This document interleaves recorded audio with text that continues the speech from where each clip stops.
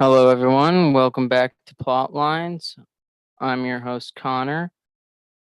So today we're uh we're getting into things. We're going to be talking about how the Rings of Power can be done well, basically, or sort of how the Second Age could have been done well.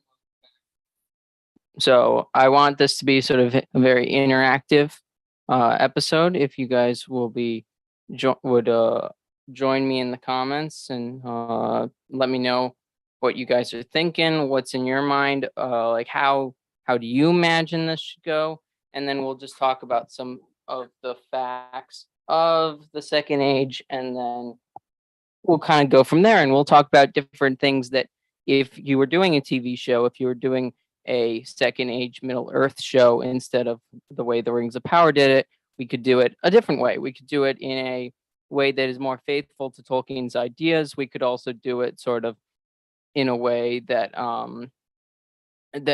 just in a way that makes much more sense, if that makes sense.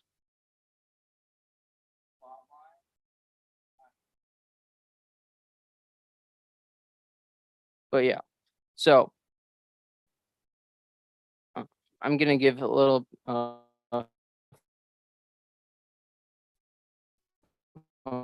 minute or so to let people get in, uh, and then I'll bring up my stuff, and then we'll get started. I'm going to be in Texas Symposium, which is exciting. I expect some really interesting content from to come out of that. I don't want to give away too much, but there'll be some interviews, hopefully, that will come out of it, and you guys will get to see some of that. And hopefully, with me being on at the symposium, it will be in person content. Can you guys hear me?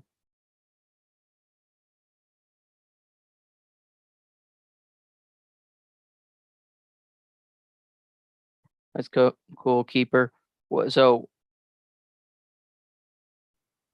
oh, they're Mormons. Interesting.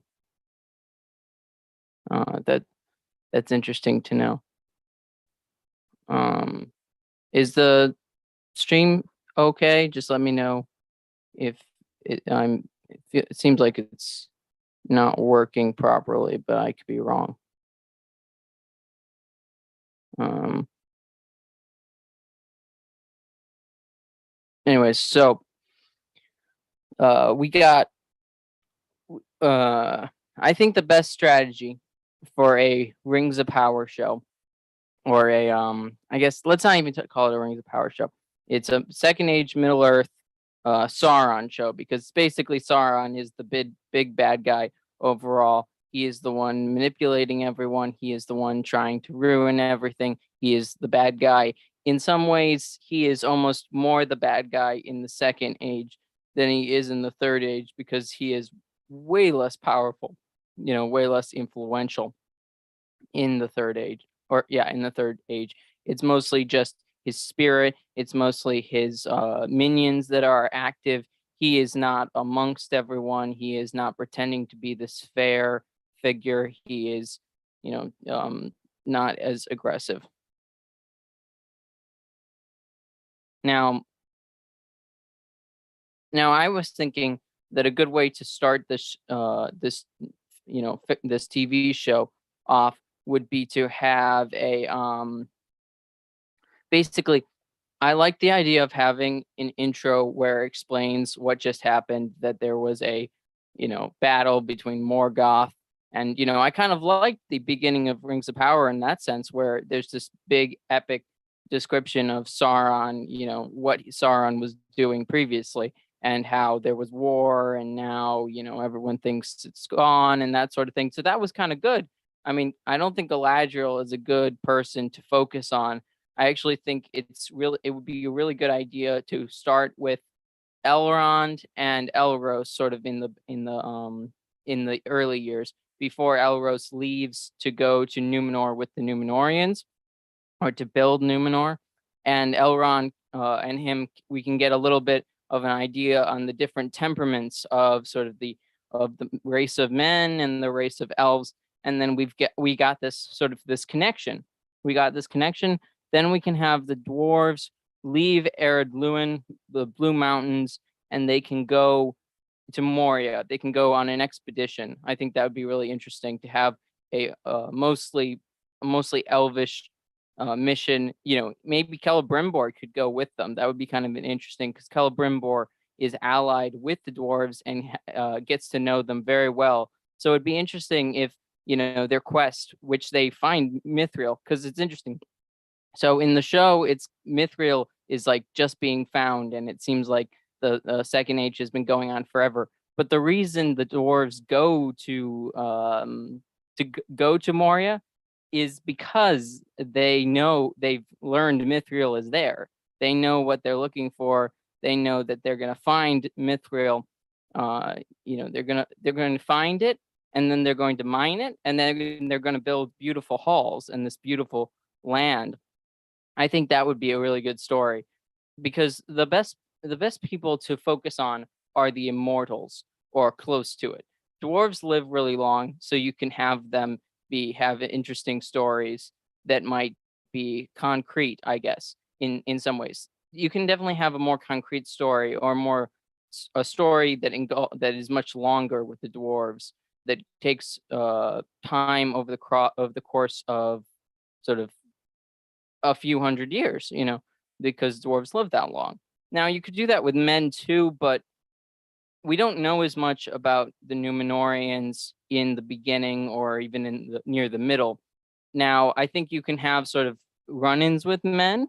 You could have run-ins with men on the shores. They're interacting with the elves. They can't go west, so they go east. They'll visit Gilgalad. We can build the sort of these, some maybe family lines, sort of the elf friends of the faithful, because that's really what sort of the Numenorian side of the story is, between the faithful and the Kingsmen. Those who are interested in power, and those who are interested in submitting themselves to how the world is meant to be seen. The world, or how their proper place in the world. They are different than elves, so they can't be immortal, even if they want to be. It's easy to watch. It's like the grass is always greener. It's easy to look at the elves and say, oh, they live forever, but they also experience the most trauma in some ways, if you think about it, which is kind of horrific in some ways. So of the elves, we got Celeborn, Galadriel, Gilgalad, Círdan. If I'm missing someone specific, let me know. But I think that's the major ones, and that's the real ones that we need to sort of have the story around. It's so interesting that the Rings of Power cut out Círdan and Celeborn, basically, which I think is a huge mistake. I mean, Celeborn sort of shows up eventually, but there's no real reason. There's no real reason to cut him out.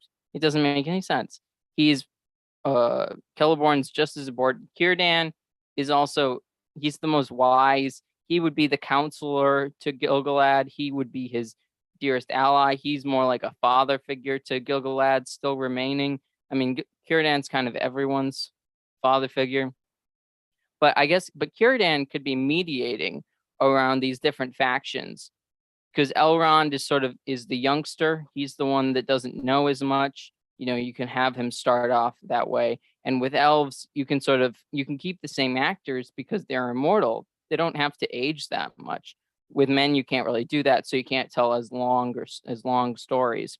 But that's why really the men's story can come in the men story can basically come in once, with the Numenorians coming to the rescue of the elves in the War of the Elves and Sauron, which would be pretty epic. Because if you think about it, if you don't really have much experience with the men, basically Elros goes away, especially the Numenorians. You see him go away. He's not a king at that moment, or he's just a baby king, basically. he's only been a king for just a little bit of time, and then at the end you see the navy of the Numenorians coming to the rescue of the elves off the coast of Linden, and you can be just amazed. They could really show just this amazing armada that's coming to save the elves, and it could be kind of similar to the Eagles, in some ways. It's the drama of being rescued by someone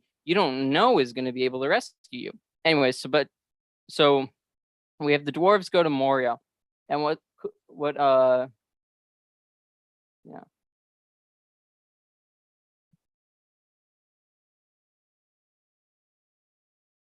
Yeah. Anyways, so interesting thing about Celeborn is he does not like the dwarves very much, and that's because he experienced the death of the king of the Sindar, um, Elway. I can't his his name's one of his names is Elway. I sometimes I don't remember.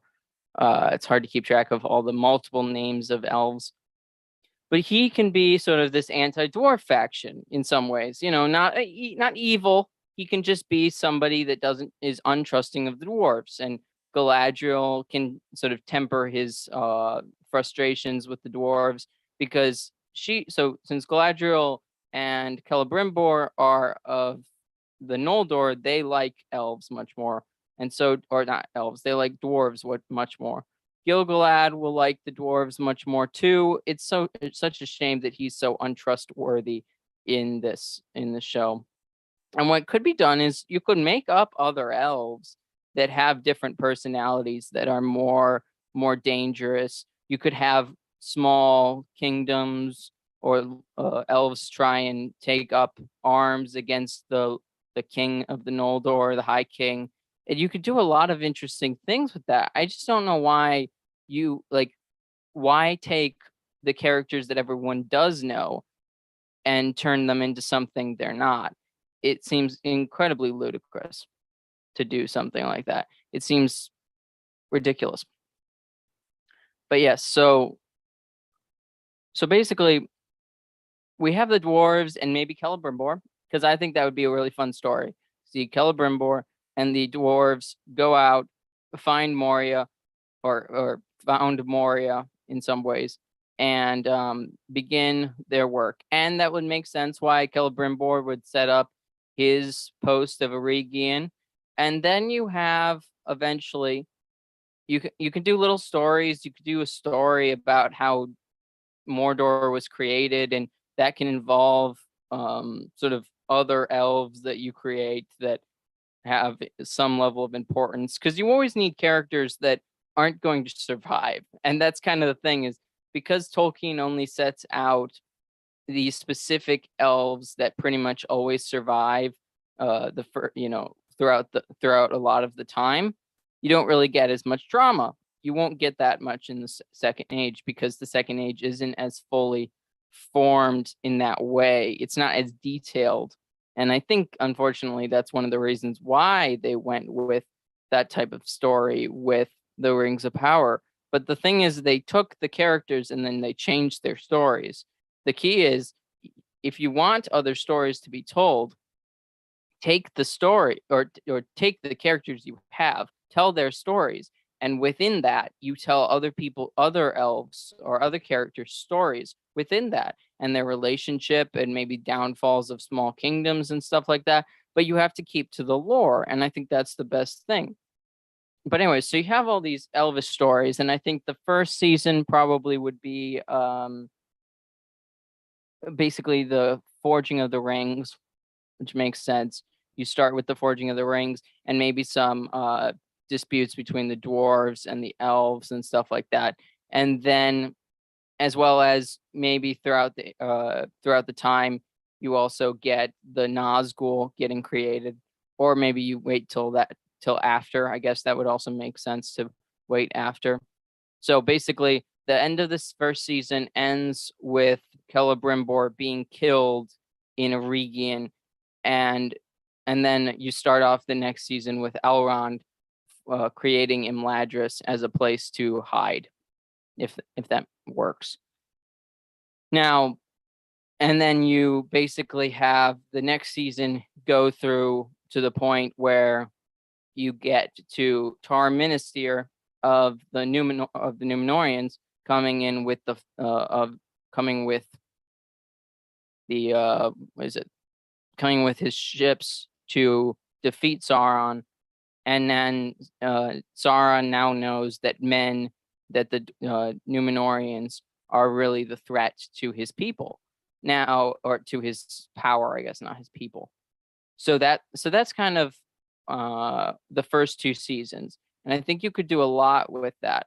And if everyone really likes this spitballing episode, I will make a really detailed first season kind of thing. I'd be willing to do like seasons episodes where I break down, okay, here's how I would do the first season. This is like almost kind of I guess it would be fan fiction, or something like that. Something that really feels like it's a full story. I'm not entirely sure how I would do that, and I would be welcome to any suggestions in that. If any of you want to throw out how you would like to see that be done, I would be happy to take that into consideration.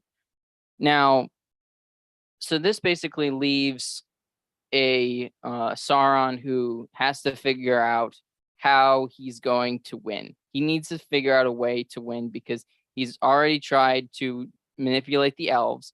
And I was thinking after Celebrimbor's death, also with the dwarves, I was thinking you could also have sort of with them getting the rings, there could be some civil war sort of. You could, because the rings are manipulating them and making them sort of more greedy than they already are. And with that, the dwarves could be struggling over power, because Tolkien says that the dwarves aren't really able to be manipulated as easily.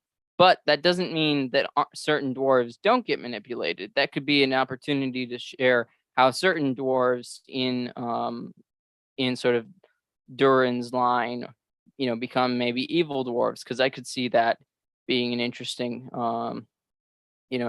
story, just like the petty dwarves from the first age. You could easily have a story like that. Now that's kind of what the dwarves would be doing. I mean, the dwarves eventually do stand with the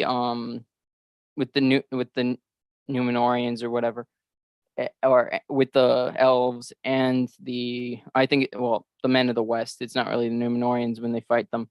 But anyways, so now we have the Numenorians. The next season could be the Numenorians, which is basically will be Ar-Pharazôn, Muriel, Amandil, Isildur, Anarion, and other characters that one might create to fill gaps in that storyline. And so this is the sort of they have risen, they have grown the empire. They have become more unwilling to work with the elves.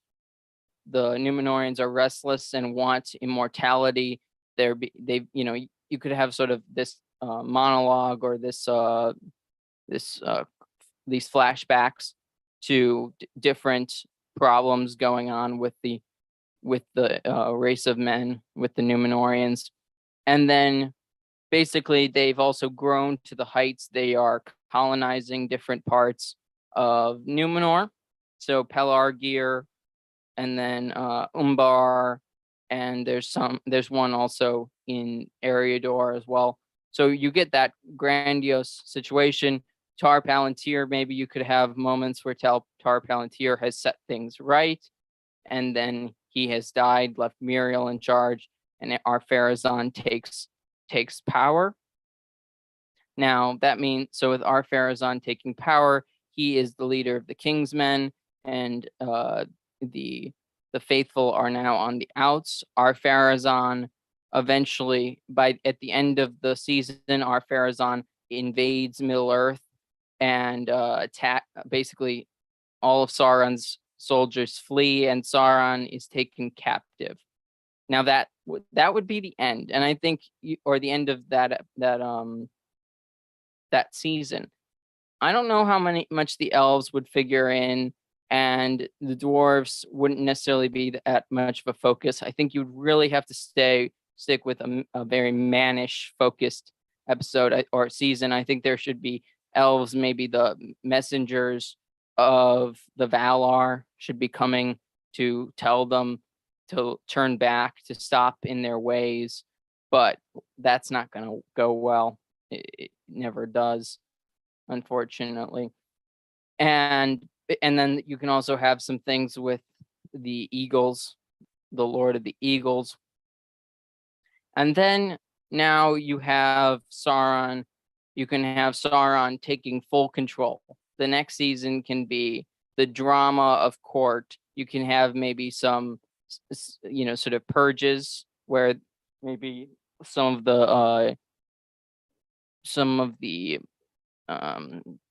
faithful get purged from the government. There's maybe spats. Basically, you have you go into like Henry VIII style reign. Basically, Ar-Pharazôn is upending everything that he can upend. He's taking out anybody that could prevent him from doing what he wants. The people become more and more greedy and that sort of thing. It really would become just like, it'd be pretty dark.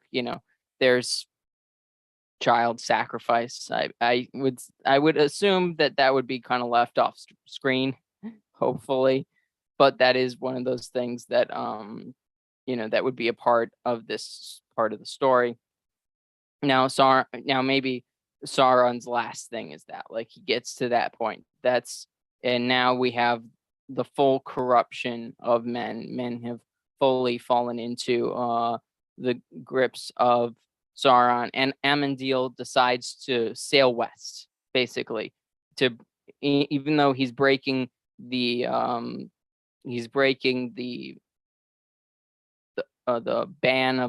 by the Valar, and he decides to sail west, and we never hear what happens to him. We don't know what happens. Now, it will be more interesting for people who don't know the story of Arendelle, though that could be told too. I'm not sure if that would be more interesting if sort of the audience didn't really know the story of Arendelle, sorry. Now, the next part, in my opinion, the next season would basically be the building up and the attempted invasion of Valinor by the Númenóreans, and then the other part of the plot, the good guys are prepping and making their way to basically back to Middle Earth. So you can have sort of Anarion and Isildur on some boats going east into founding Gondor eventually, and then Elendil arrives in Lindon and meets with Gil-galad, and now we have the elves and the men together, and that's how we end that season. I think is that 5 seasons or is that 4 seasons? So the first season, Rings of Power, creations of the Rings of Power, the destruction of Eregion, killing of Celebrimbor. Second season is the war of Eriador and the arrival of the men. The third, I think that's the 5th season. So the 3rd season is men building up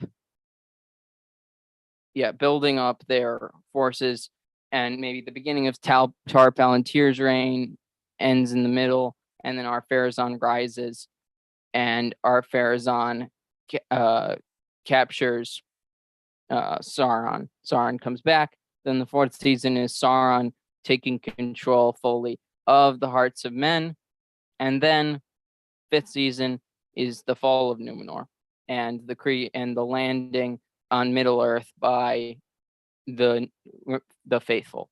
Now, the faithful create the new kingdoms of Arnor and Gondor, and you can go through all of that, relationships with the elves, and you can see how sort of men and elves work together, and you can then see the rise of a Sauron that is no longer beautiful and fair, but a scary warlord, dark lord, who will come and utterly obliterate you.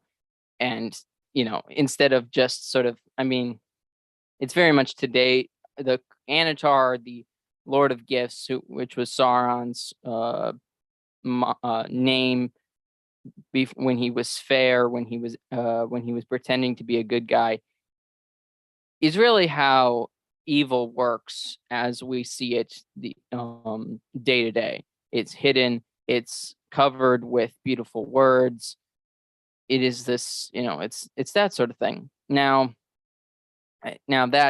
that's more easy to understand, I think, in some sense today. It helps us understand that we need to be aware, that we need to be mindful of what we do, who we spend our time with, who we trust. The Lord God is the one that we need to trust most of all. And that's really what the Numenorians, the faithful, learn. That's what the faithful learn. They learn to be faithful to the Valar, and those who are not get crushed. Yes, Corey, the story should be much more the way Tolkien wrote it. I'm just pointing out how you might adapt how Tolkien set it up, because really the point would be is this is an adaptation. All of this stuff, that's why you would put Tolkien's work on television or in a movie. You would want to make it as best as you can to what he desired with his themes, and wanting to sort of show it in a different medium. You want Tolkien's works to be Tolkien's works. You just want to be able to help maybe fill in the gaps if you need to. If I was in the situation, it's not like it'd be amazingly fun. In some ways it would be fun to fill in the gaps, but I'd also, I know that I'm not as good as Tolkien. I know I can't fill in the gaps as well as he would, or that's that sort of thing.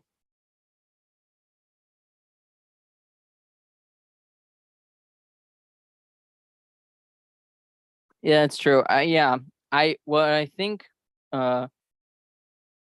Corey, I think the reason they didn't buy the rights is because the Tolkien estate wasn't willing to sell them the rights. So, maybe they would now, but Christopher Tolkien was in charge of the Tolkien estate at the time, and basically, he was not willing to part with those rights. They already made the Lord of the Rings movies, so basically selling them the rights to basically those and the appendices is basically nothing. Is basically the same thing that they've already done. Christopher already saw that, in his opinion, now I think the movies are great, but in his opinion that, they weren't great. At least that's my understanding. And Tolkien probably wouldn't be that impressed. Tolkien wasn't impressed by people who, used his work. Yeah, well, I'm pretty sure that contractually, interesting enough, the Amazon is not allowed to change anything. Christopher's death is the reason that the show is basically as bad as it is, because he wasn't able to hold Amazon to their agreement. And Simon Tolkien, his son, doesn't seem to have any interest in keeping to his grandfather's storytelling. So it's just kind of a shame. But yes, the thing is, it was untrusting, and it seems to be that he was right to not trust Amazon. And Tolkien himself was untrusting of pretty much everyone. It's strange though that he still sold the rights at some point uh, to Lord of the Rings to be made into I think they were made into animated movies. So it's just kind of strange. I think that's kind of contradictory, but everyone has contradictory elements in their life, unfortunately. That's just kind of how we are. Sometimes we hold to our principles exactly, and sometimes we don't. But yeah, so this season you could either break it up into two. Well, I guess what could happen is basically you end this sixth season. I think it's sixth season. You end it with the siege of I think it's Osgiliath, where Isildur goes off to bring his father, and Anarion is holding the line.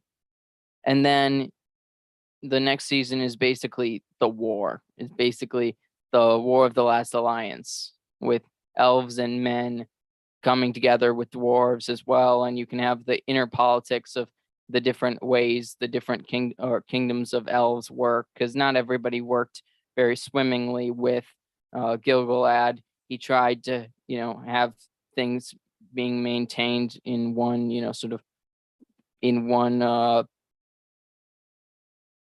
in under one chain of command, but I think the elves of Lothlorien or Lorien or whatever it was called, and the elves of the Woodland realm just wouldn't listen, and they got themselves killed, messed up in battle pretty badly, which is really a shame. And that's where the dead marshes come from and that sort of thing.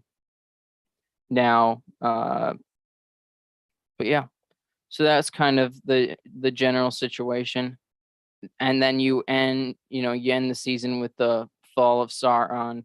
You could either stop it with the cutting off of the One Ring, which is a more sort of hopeful, I guess, element in some ways, or you could end it with the Gladden Fields, and that would be kind of a crummy way in some ways. I mean, this sort of series kind of has to end in a really depressing way because evil endures, and that's why we have the Third Age stories, which I actually think is a TV show for the Third Age would have been much more interesting. Now, I think there's much more detail that I could go into this sort of storytelling and how this could have been done differently, but I really think setting things up in this way where at least we know kind of how each season would have looked, because it's strange to me that they have such a poor setup. I mean, isn't it supposed to only go 5 seasons? I just gave you, I think, 6 seasons of nonstop sort of epic story moments. They started in the show with almost ending it. I mean, we haven't seen the last episode of the season, but basically ending it with the creation of Mordor, which really isn't that important for anybody's characters. There's no character. There's nothing important about that as a character moment. I mean, that's really just important for Sauron. And since we don't know who Sauron is at the moment, like, who cares? There's just no point of this story. The best thing that the Southland people, who are made up, they could have just ran away, but they didn't because they're idiots. And everyone's an idiot in the Rings of Power because the writers are idiots. You really, one of the stupidest things about the show is the sea is always right. It's like, that's a really dumb motto. It's really stupid.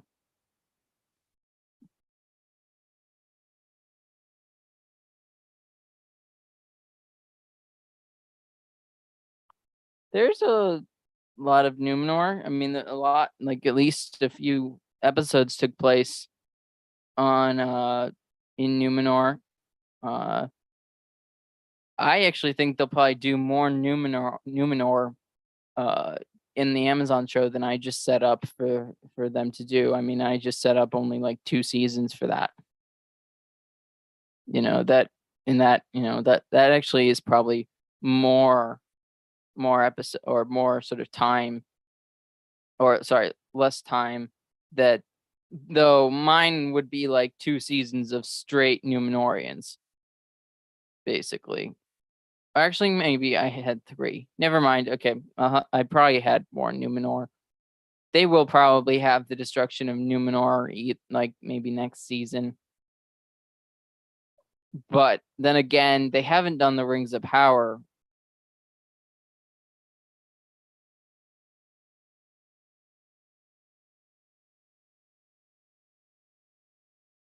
Yeah, I mean they haven't done the Rings of Power yet, which doesn't make a lot of sense. They really should have the Rings of Power created, and Newman or Anatar's attempt to corrupt the elves and that sort of thing. That should have happened a long time ago. And it's just really confusing, though. I don't know. And then the fact that nobody dies when Sauron, or when Mount Doom blows up, and like literally nobody dies. It's absolutely ridiculous. And they're trying to make us think Isildur is dead. There's no way he's dead. They're literally doing the same thing that where Aragorn fell off that cliff in the Two Towers. They're just gonna have the horse go back and save him, pick him up, and bring him back. It's a bit ridiculous. But that's just the mentality. They're just derivative. Yeah, I mean, yeah. Do you mean, Corey? Do you mean right now in the show? I mean, it's weird because Tar Palantir is still alive for no apparent reason, which I don't know what. It seems just really bad bad prep. They're just prepping, or they're preparing us for either boring storylines or just confusing storylines. They've put everyone kind of in the wrong places, and then it's not made for book people. That's for sure. Because if it was, they'd be trying to follow that, and they would be giving everyone sort of the yeah, timeline doesn't make sense. But yeah, they'd be giving people what they want. They'd be giving them the story, and even if you knew what was going to be happening, I mean, the Lord of the Rings, if you read the books, you knew what was going to happen in the movies. I feel like they want to subvert your expectations, even though the point of doing the Rings of Power would be to do them as Tolkien had them. That's true. Yeah, Corey, you should watch my review episodes. The It's in the description, the playlist for all the reviews. So check that out if you want more of that. I interview multiple different people per episode to discuss sort of individual episodes and where we're at. But yeah, if anybody has any questions about anything that I would do to make the timelines work, or how characters should be portrayed, in a TV show that I would make, or a storyline, or have, I don't know, just let me know.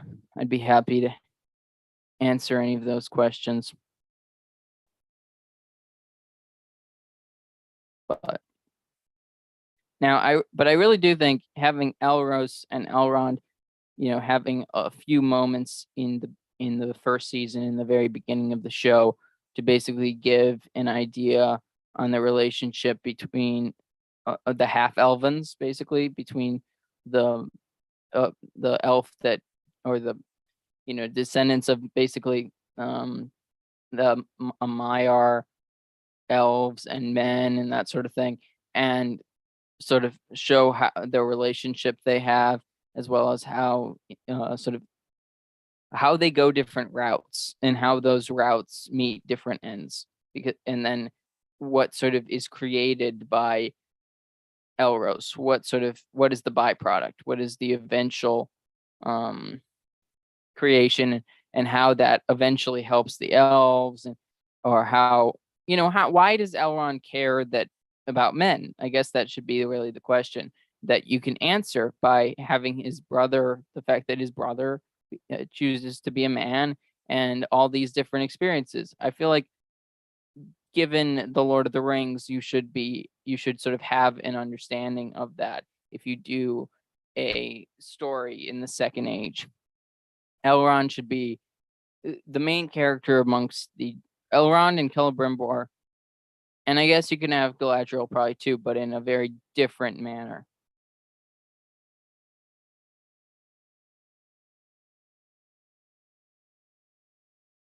Yeah, no, yeah, definitely. I mean, Elrond is a descendant of very important people. Hi Tori Chad asks, "Is it worth watching because I've got Prime on free trial?" Um, it's not really worth watching. I think there are sketches on YouTube that are much more funny about the Rings of Power uh TV show than anything else. I think you can find a lot more enjoyable parts of that through that. I mean, if you're willing to endure feminism, basically, and really ridiculous story setup, I don't think it's worth watching. I'm really watching because I can tell you guys about it, and then if you don't want to, you don't have to watch it. But it's if you're going to just be frustrated entirely by how terrible they don't stick to Tolkien's storylines and stuff like that. Because at the end of the day, I'm just kind of rooting for all of the characters to die because they're so annoying. That sort of thing. Like it's probably not worth watching. But yeah, Elrond should be a valued member of the court. And Gilgalad should be, he is a lord. Elrond is definitely a lord. I don't in the Prime show, he's not treated like a lord, which doesn't make sense. He's plenty a lord in my book, in the Tolkien's works. Uh, every time we see him, yeah, that's a good point, Corey. There aren't a lot of even good action scenes. It's just the show is banal. The show is utterly banal. It is so boring. It is so slow, and it doesn't really feel like you're leading up to much either.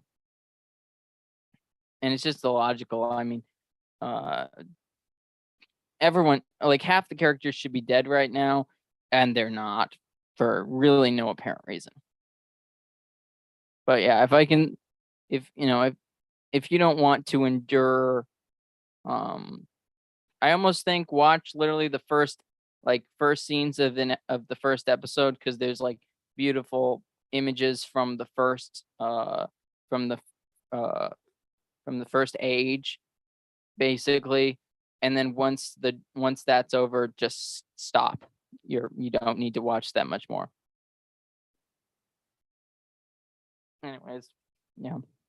So that's sort of it. If you guys also want me to do maybe a second age and third age and early third age show, like what if a third age show was made, how would that look season by season, that sort of thing. I'd be willing to do that also.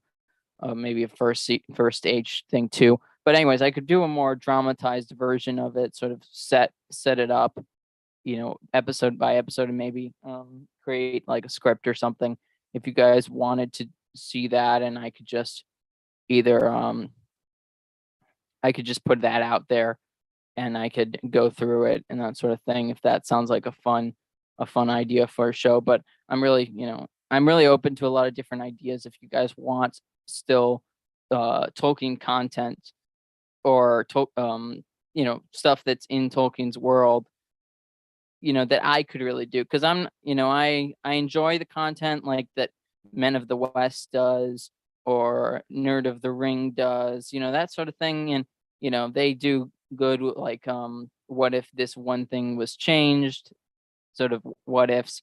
But if you want something more, sort of an adaptation, that kind of thing, in the stories that Tolkien doesn't fully finish. If you find that interesting, just let me know in the comments in the live chat.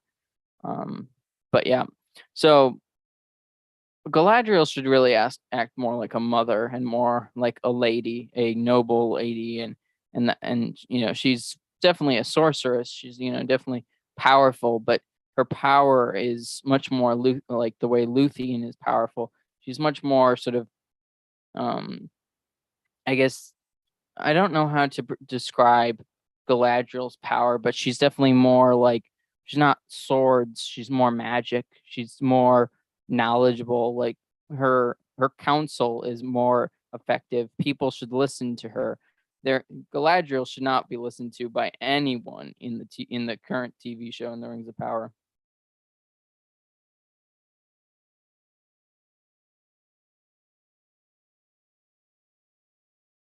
That would be really cool, Corey.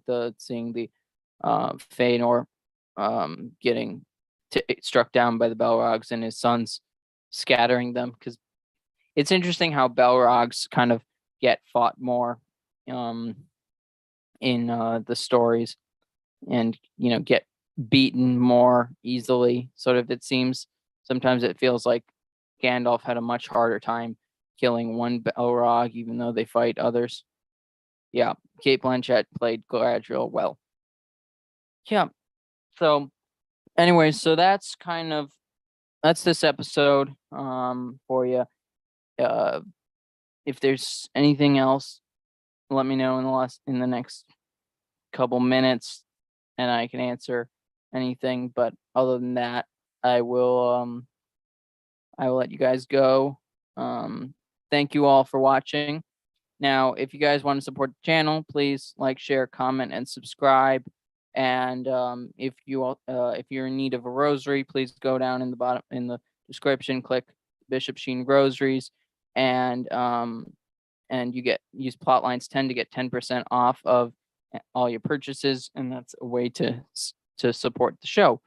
Anyways, yeah. So in the description, there's the playlist for my review show of the Rings of Power. If you've watched the show or haven't watched the show and want to get caught up, or want to learn, how bad it is, feel free to watch that. That's one of the reasons why I do it. That's one of the reasons why I think it's a good source of fun, and we have entertaining guests and stuff like that. And hopefully we'll get more guests in the future and stuff like that, and maybe some special guests. But I think the episodes with Darren and with Darren, or with me explaining to Darren what's happening and his reactions, are very entertaining to me, at least. So hopefully you guys find those entertaining. But yeah, keep watching for later, or I guess next week and in the weeks to come, for content where I'm in person with the guests, and those are going to be fun. With me being in Texas for the symposium, it's going to be awesome. Yep. So, so